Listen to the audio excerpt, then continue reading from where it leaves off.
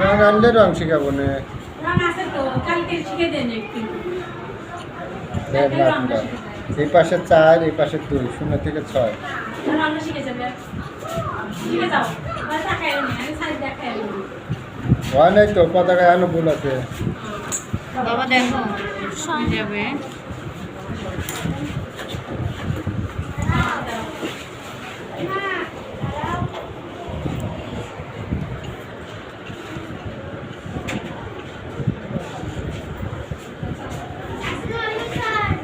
ওয়ালাইকুম আসসালাম।